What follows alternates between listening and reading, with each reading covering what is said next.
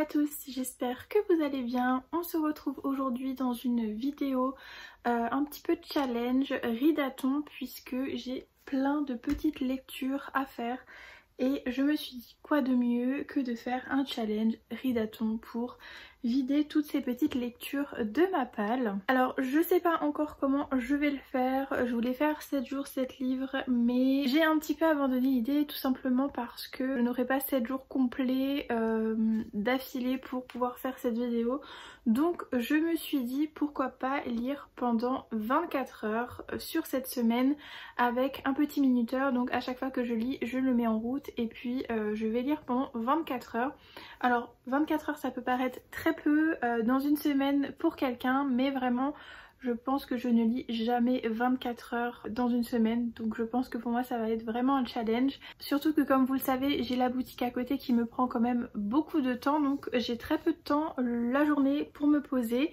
Et là il fait un temps horrible clairement, donc je me suis motivée à faire ce petit challenge 24 heures. On va le commencer aujourd'hui puisque aujourd'hui on est lundi et comme vous pouvez le voir, c'est un petit peu la journée compliquée de la semaine.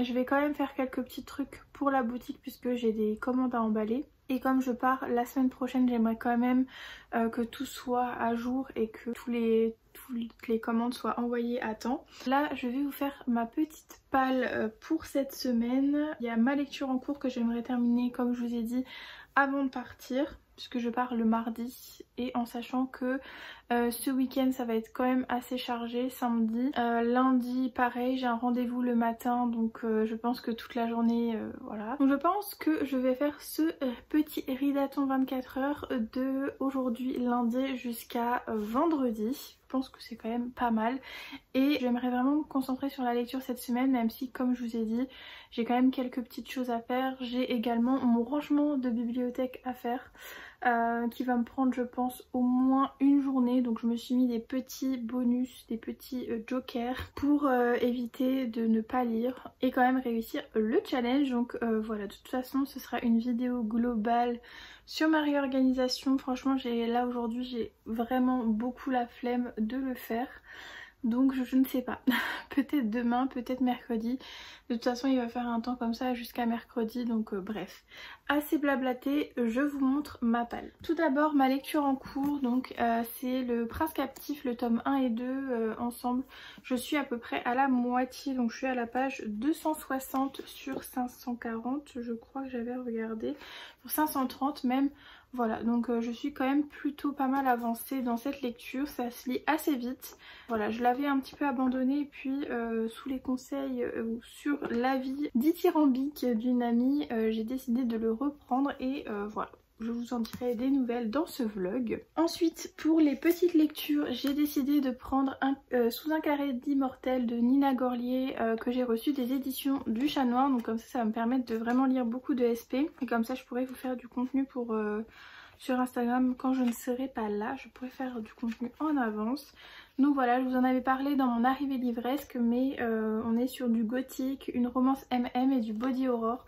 Comme je vous ai dit dans mon arrivée livresque, je vais pas relire le résumé parce qu'il est vraiment tout court et ce serait vraiment dommage de pas pleinement rentrer dans l'histoire et d'en profiter.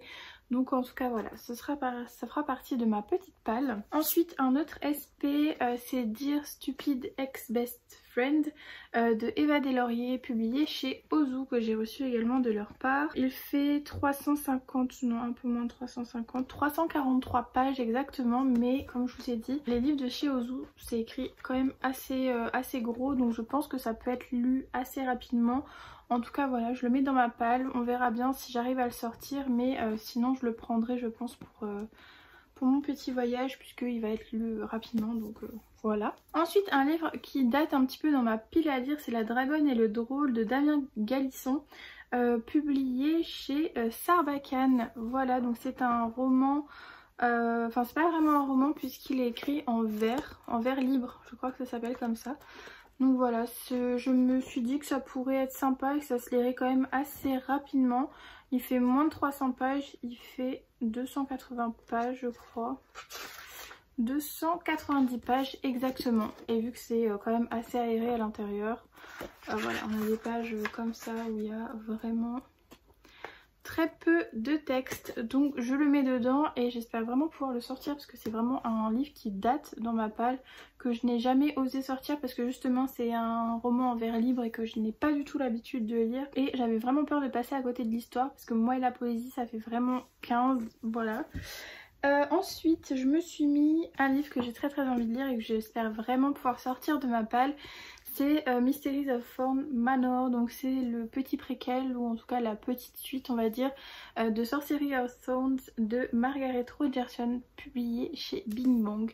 Et pareil, ce roman il est vraiment assez court puisqu'il fait vraiment moins de 200 pages, on est sur 180 pages, si je n'arrive même un peu plus quand même. Ouais, 190 pages. Mais voilà, j'avais très envie de le sortir de ma palle et je me suis dit qu'en 24 heures, je pense que ce sera largement faisable de le lire. Et puis j'ai vraiment très envie de retrouver les personnages, donc voilà, je le mets et puis on verra bien si j'arrive à le lire. Mais vraiment la beauté de ce livre, je ne m'en remets pas. Voilà, donc si vous ne le savez pas, j'avais adoré le Sorcery of Thorns. Donc voilà, et puis la fin m'avait laissé un petit peu sur ma faim. Donc j'espère que cette petite chose la comblera parce que vraiment j'ai super hâte de retrouver les personnages. La luminosité va et vient, je suis désolée. J'ai bientôt fini, du coup je me suis mis également le tome 5 de Nina du Royaume aux Étoiles de... c'est de qui? De Rikashi.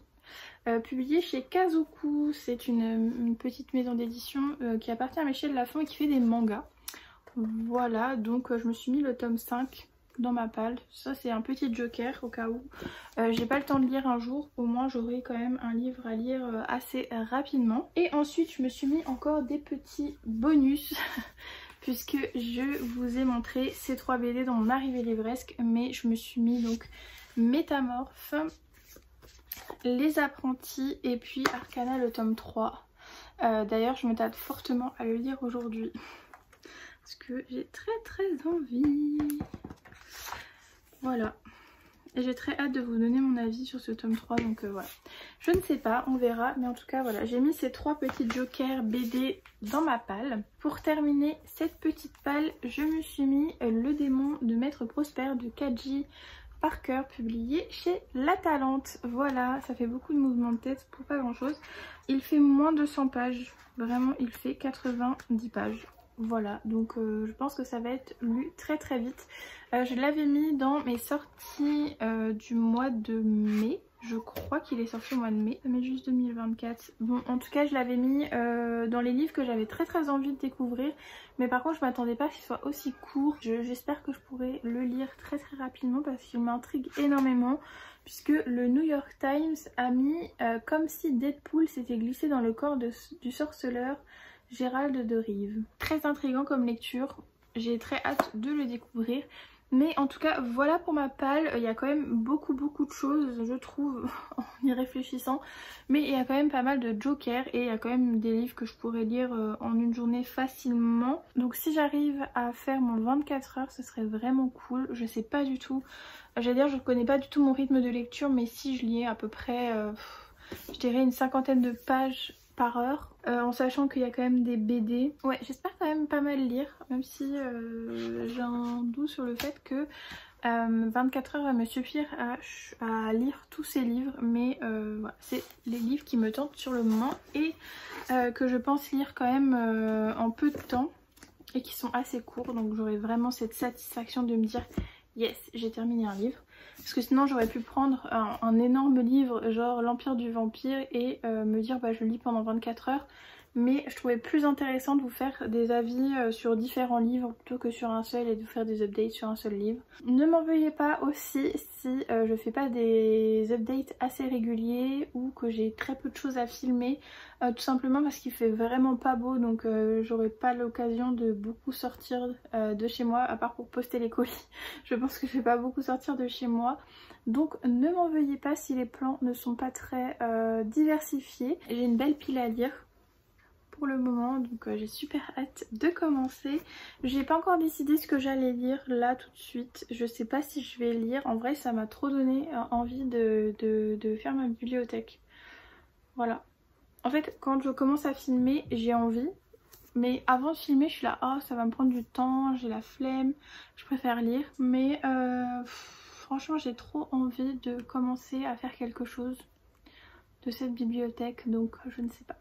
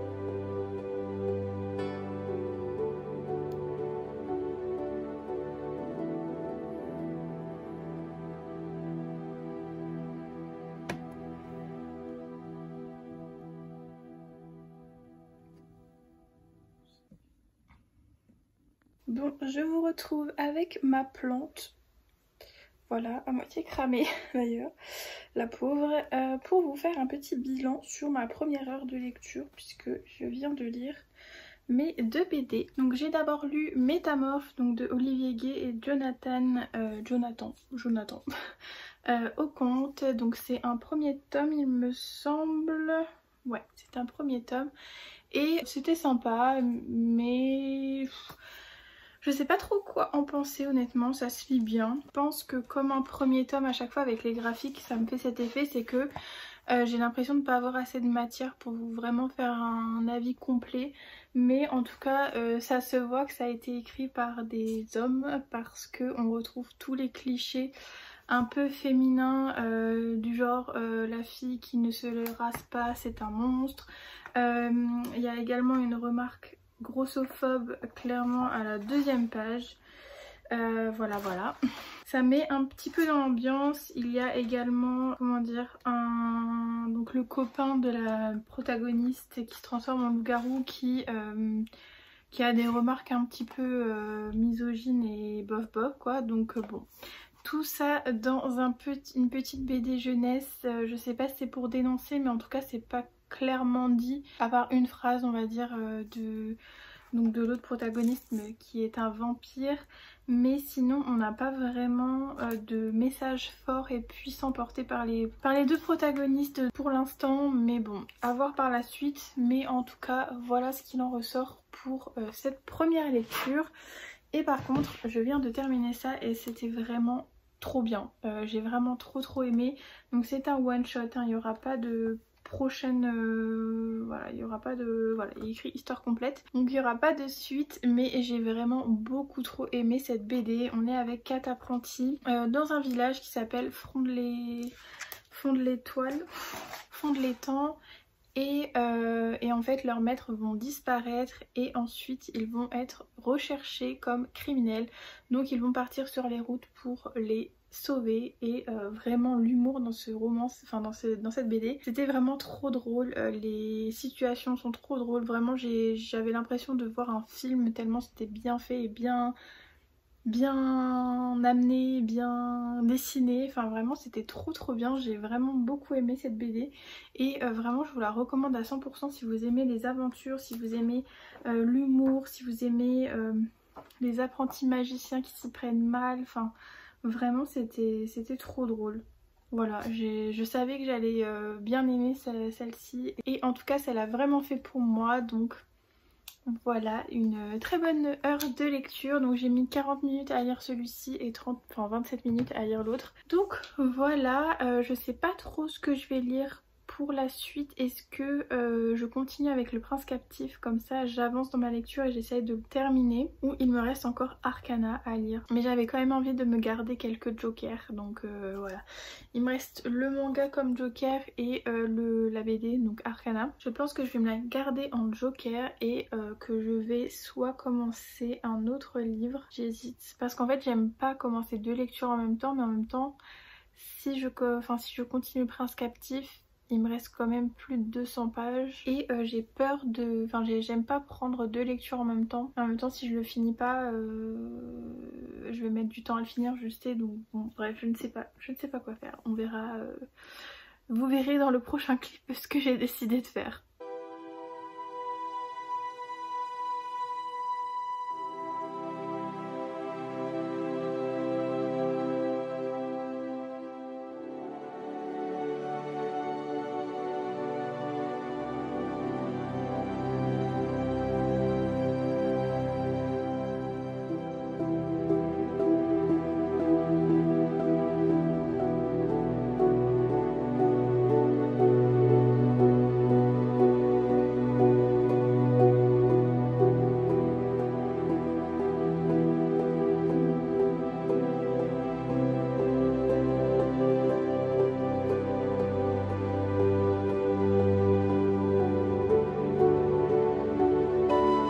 Bon, petit update, ça fait déjà 6h14 que je lis. Donc à chaque fois que je termine un livre, en fait, je fais un tour, comme ça je vois combien de temps j'ai mis pour lire.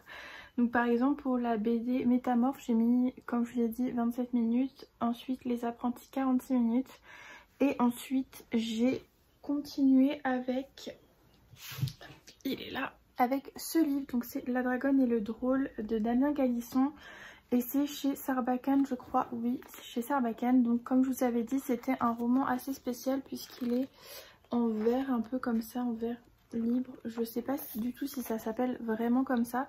Mais en tout cas, je l'ai commencé, j'ai lu à peu près la moitié, même pas, je crois qu'une centaine de pages. Et il y en a 300. J'ai abandonné ce livre parce que je trouvais que c'était extrêmement lent au niveau de l'intrigue. Donc en fait c'est une bande de mercenaires, dont un qui est le drôle et qui est un peu mis de côté et un peu maltraité clairement. C'est un peu celui le plus faible des quatre, puisque il y a son frère. Il y en a un qui s'appelle Chef et l'autre qui s'appelle Tanner, voilà. Donc en gros le pitch c'était 4 mercenaires qui sont sur la route. On sait pas trop où ils vont, ils y vont. À un moment le drôle est envoyé en pleine nuit pluvieuse chercher du bois sec et du coup pour revenir victorieux de cette requête par son chef, il va un peu s'aventurer loin et il va tomber sur un dragon. Qui est tombé en fait du ciel, et ensuite il va y avoir une armée un petit peu qui va le pourchasser, donc il va devoir s'enfuir et donc abandonner le dragon. Il va s'échapper de son groupe et pour ensuite rejoindre le dragon. Voilà, donc tout ça se passe en 100 pages et au bout de vers les 100 pages il retrouve le dragon. Mais j'ai préféré abandonner parce que vraiment je trouvais, bon c'était poétique, mais je trouvais des fois que la poésie était un peu trop poussée pour que ça colle un petit peu aux rimes et tout ça, et je trouvais que c'était un petit peu exagéré par moments. Au niveau de l'histoire, je me suis pas du tout attachée au personnage, même le dragon, pourtant j'adore les dragons dans les récits, mais là vraiment j'ai pas du tout accroché. Donc j'ai préféré l'abandonner, je l'ai lu un petit peu, à peu près 1 h 15, que voilà, j'ai lu ça, en tout cas je l'ai abandonné. Et ensuite je me suis lancée, donc il me reste très peu de pages, dans Dear Stupid Ex-Best Friend de Eva Deslauriers, que je vous ai présenté donc dans ma palle, qui est un petit peu une romance estivale, et vraiment pour le moment j'adore. Il me reste vraiment très peu de pages, je suis à la page 232 sur 340 à peu près. Donc voilà, il me reste un peu plus d'une centaine de pages. On est avec des lycéens, mais je trouve que la plume rend les choses un petit peu adultes sur certaines réflexions. En tout cas, moi, quand j'étais au lycée, je réfléchissais pas du tout comme ça. J'avais pas toutes ces pensées et toutes ces manières de penser, en tout cas. Du coup, ça m'aide un petit peu à rentrer dans l'histoire, même si ça colle pas trop du coup avec les pensées d'un lycéen et d'une lycéenne, mais bon, soit ça, on le laisse de côté. Donc l'histoire, en gros, on est avec donc un garçon et une fille qui, au premier de l'an, qu'en fait ils ont fait un pacte, c'est que si tous les deux sont célibataires au nouvel an, toujours vierges, ils veulent donc passer le pas ensemble pour un peu, voilà, après pour la rentrée être, voilà, enfin que ce soit fait. Donc quelque chose va empêcher ce pacte de se réaliser, et du coup tout l'été ils ne vont plus se parler alors que c'était des meilleurs amis, et à la rentrée ils vont avoir une journée d'intégration pendant laquelle ils vont être obligés de se côtoyer et de se parler. Alors du coup tout le livre c'est une seule journée, on a à chaque début de chapitre l'heure à laquelle ça se passe, donc là c'est 17h30. Et voilà, après on a, je sais pas à quelle heure ça va se terminer, mais voilà, 21h30. Donc il me reste un peu plus de 100 pages, 3 heures du coup à lire.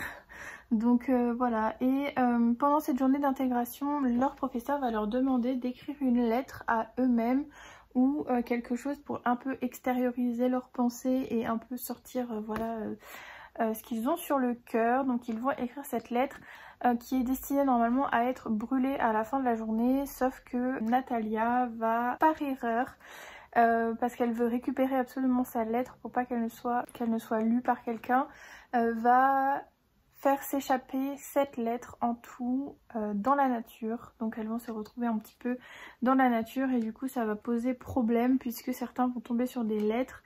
Et leur but un petit peu, puisque Ethan, son meilleur ami, va être un peu mêlé à l'histoire, va être de récupérer ces lettres avant que tous les secrets des gens soient un peu dévoilés et que ça pose des problèmes. Là actuellement il y a déjà 3 lettres je crois qui ont été trouvées, lues ou pas lues je ne vous dirai pas. Mais je trouve ça ultra intéressant, c'est super bien écrit. Par contre moi je suis vraiment dans l'histoire, j'adore les personnages, je trouve qu'ils sont vraiment bien construits, ils ont leur propre personnalité, on sent vraiment que on alterne des chapitres mais on sent vraiment qu'il y a une différence de personnalité, et ça je trouve ça vraiment super chouette. Donc pour le moment j'aime beaucoup, voilà, donc je vous en dirai des nouvelles de toute façon quand je l'aurai vraiment terminé. Mais voilà, pour le moment j'en suis à combien d'heures de lecture sur ce livre? J'en suis à presque 4 heures de lecture et il me reste 100 pages. Donc je trouve ça plutôt pas mal. Donc sur 330. En sachant quand même que j'ai divagué un petit peu sur Instagram pendant la lecture. Franchement, excusez ma tête, mes cheveux en ce moment c'est une catastrophe. Voilà, ils sont gras au bout d'une journée.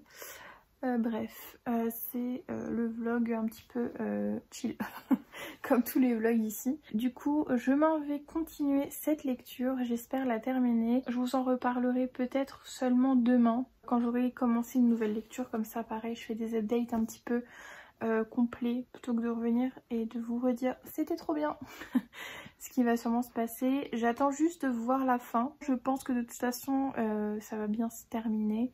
Je sais un petit peu, je me doute un petit peu de la fin et des choses, voilà, des personnes qui vont finir avec qui.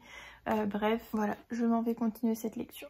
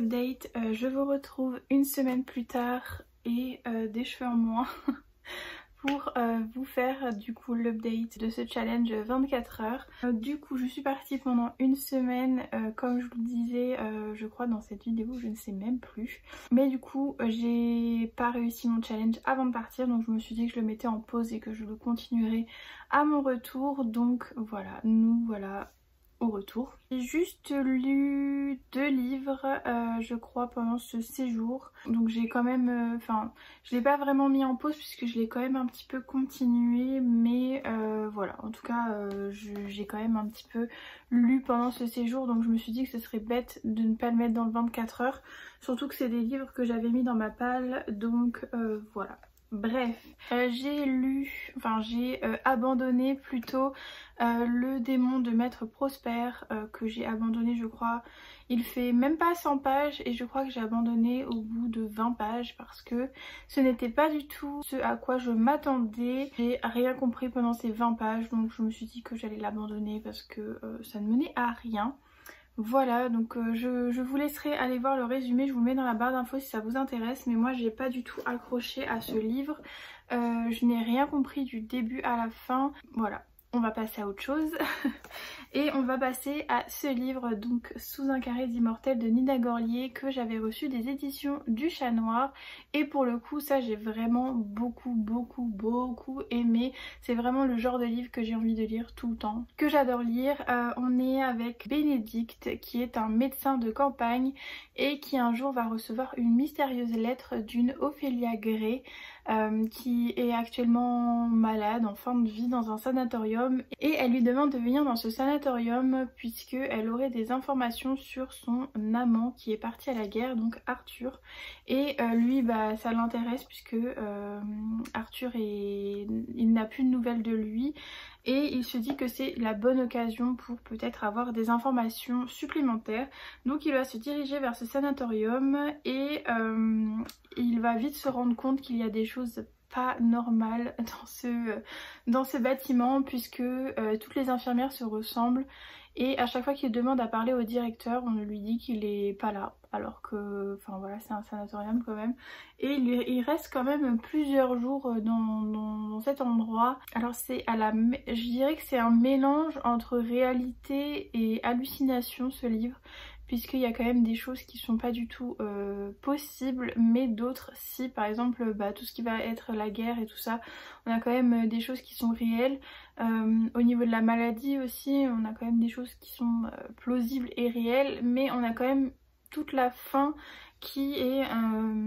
on se demande si c'est une hallucination ou pas, et bref, on va vite comprendre que c'est le sanatorium qui est un petit peu bizarre et qui transforme un petit peu les gens en quelque chose qui est comme je disais, entre hallucination et réalité, et vraiment c'était trop bien. C'est une romance MM, donc Bénédicte est un homme, c'est Bénédicte sans E, voilà. Et du coup il y a son amant Arthur qu'il va rencontrer. En fait on a des flashbacks de la rencontre entre Arthur et Bénédicte, et on va comprendre un petit peu le lien avec Ophélia. Mais vraiment c'était super intéressant, c'était super bien écrit, j'ai vraiment beaucoup aimé.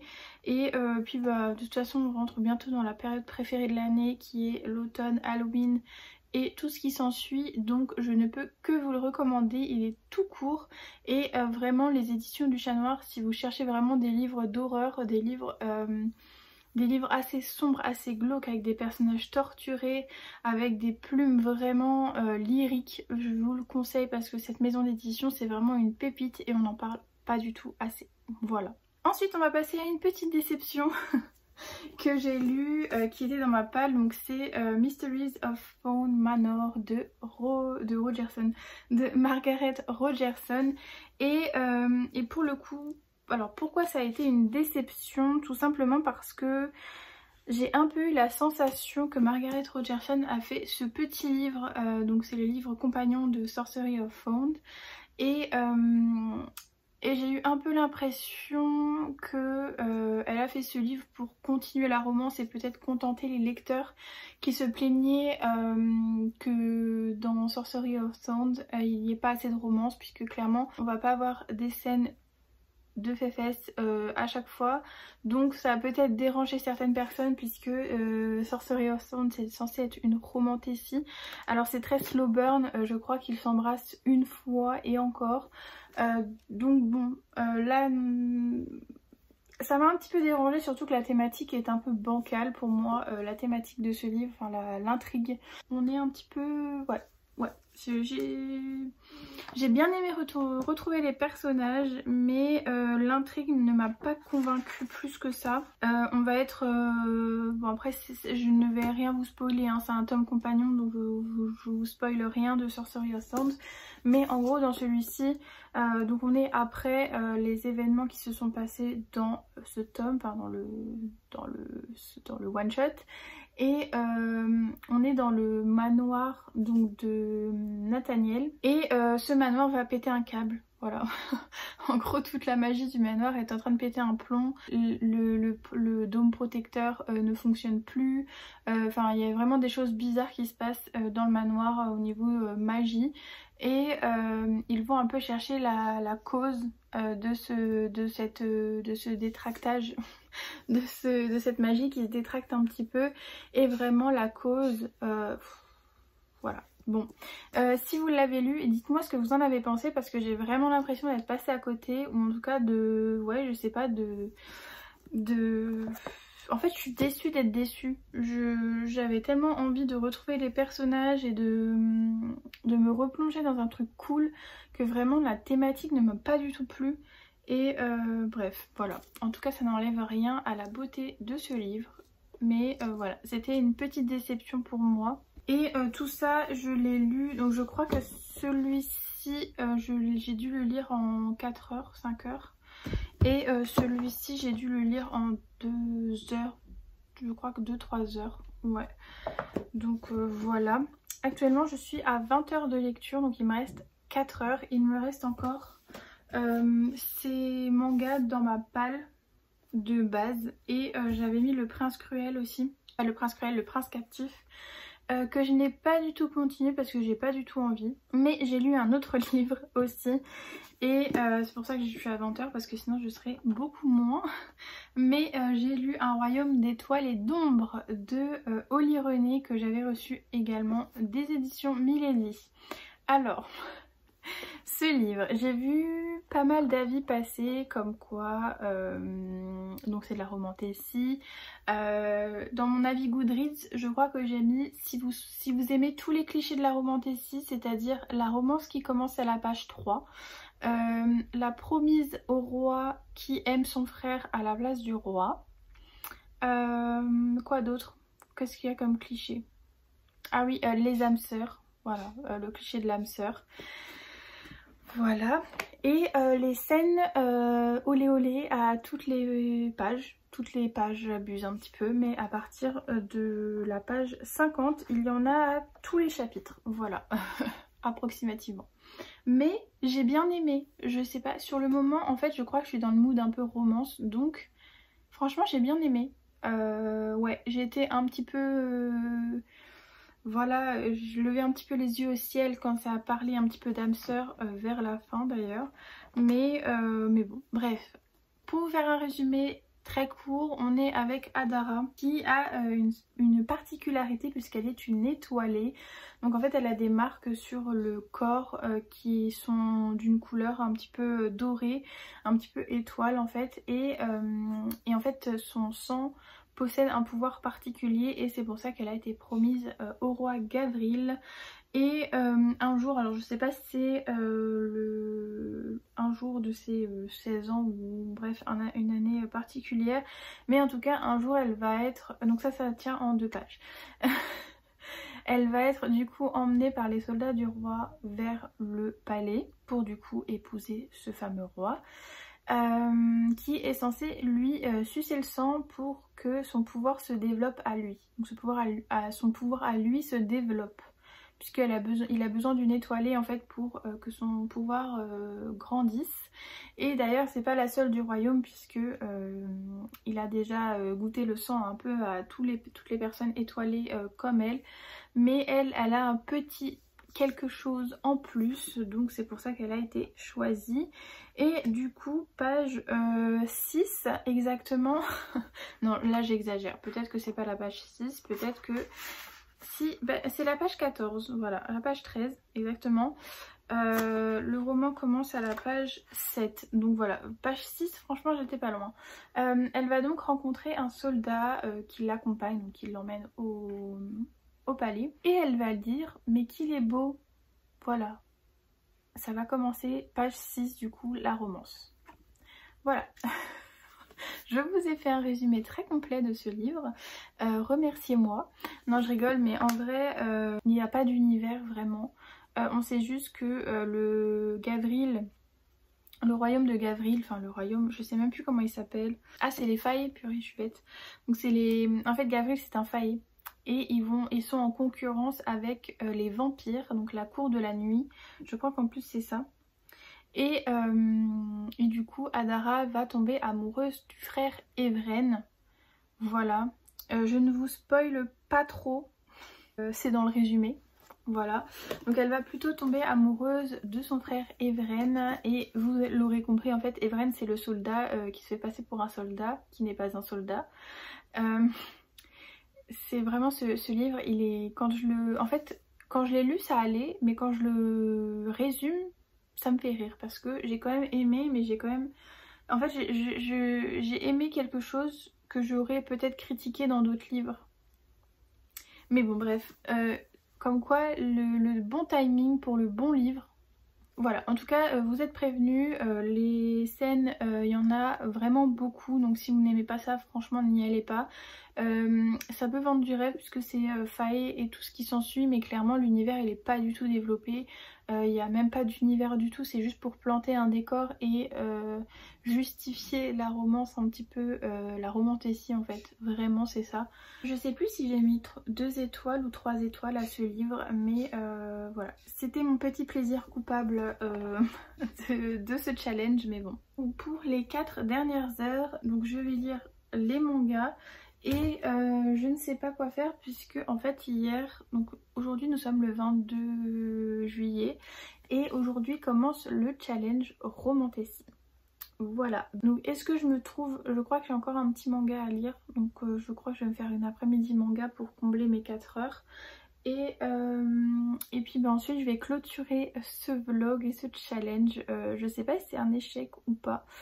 J'ai lu pendant 24 heures mais pas d'affilée parce que je savais que je n'aurais pas pu le faire, donc c'est très bien de l'avoir fait comme ça. Mais je vous montrerai quand même ma petite pile que j'ai lue pendant 24 heures et je crois que c'est plutôt pas mal, donc je suis plutôt fière de moi. Et je referai sûrement ce challenge peut-être en octobre ou en fin d'année comme ça, même si fin d'année c'est toujours ma période ultra chargée au niveau du boulot, mais bon on verra bien si j'y arrive. Et puis de toute façon je vous retrouve une fois que j'ai lu mes mangas et puis voilà.